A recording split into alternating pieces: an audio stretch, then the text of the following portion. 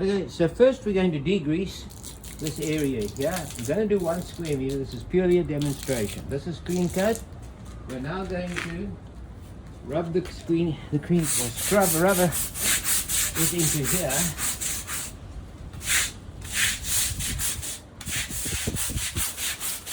Let it do the work.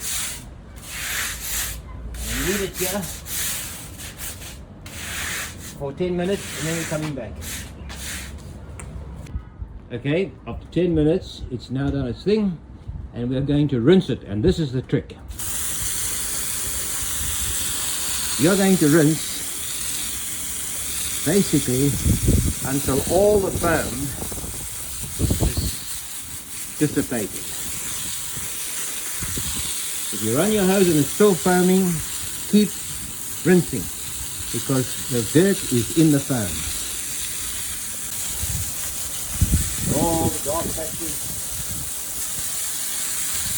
Yes. No more foam.